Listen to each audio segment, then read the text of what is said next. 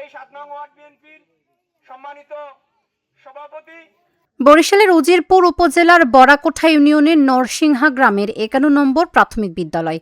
বিদ্যালয়টির শত বছরের খেলার মাঠ জোরপূর্বক দখলের অভিযোগ উঠেছে স্থানীয় কয়েকজনের বিরুদ্ধে। এর প্রতিবাদে বৃহস্পতিবার সকালে বিদ্যালয় সংলগ্ন মামুন মার্কেট এলাকায় মানববন্ধন ও বিক্ষোভ সমাবেশ করেছে এলাকাবাসী।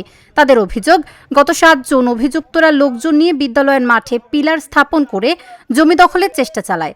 তাদের দাবি, এটি শুধু জমির বিরোধ নয়, এটি শিশুদের খেলার অধিকার ও একটি শিক্ষা প্রতিষ্ঠানের অস্তিত্ব রক্ষার প্রশ্ন। দ্রুত প্রশাসনিক পদক্ষেপ না এলে আরও বৃহত্তর আন্দোলনের হুঁশিয়ারি দিয়েছেন আন্দোলনকারীরা। মানববন্ধন শেষে বিক্ষুব্ধ শিক্ষার্থীরা মাঠটি দখলমুক্ত করে। এ সময় মাঠ রক্ষার দাবিতে নানা স্লোগান দেওয়া হয়। এদিকে প্রয়োজনীয় কাগজপত্র পর্যালোচনা করে আইনানুগ ব্যবস্থা নেওয়ার আশ্বাস উপজেলা প্রাথমিক শিক্ষা কর্মকর্তার। আর পুলিশ বলছে, বিষয়টি সংশ্লিষ্ট প্রশাসনিক কর্মকর্তাদের অবহিত করা প্রয়োজন। আইন শৃঙ্খলা পরিস্থিতির ওপর নজর রাখা হচ্ছে।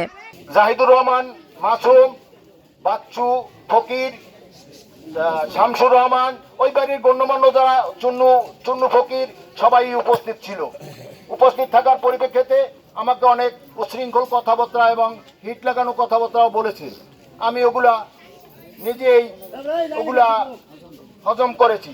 পরবর্তীতে আমি বললাম যে আপনারা যে কথা বলেন, এ কথা কোনো সমাধানের কথা না।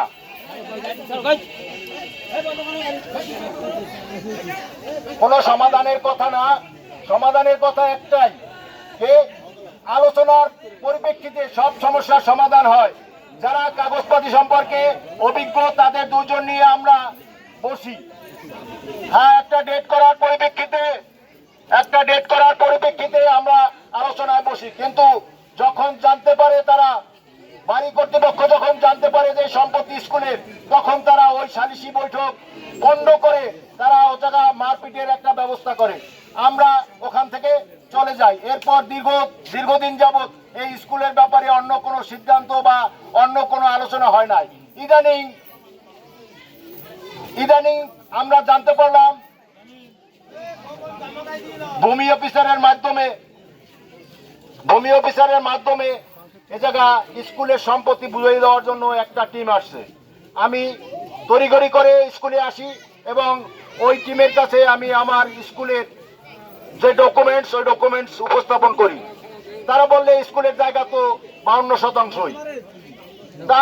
তারপরেও যেভাবেই হোক 24% পিলার করে তারা চলে যায়। চাপের মুখে হোক আর কি করে হোক ওটা আমি বলতে চাই না, পিলার করে চলে যায়।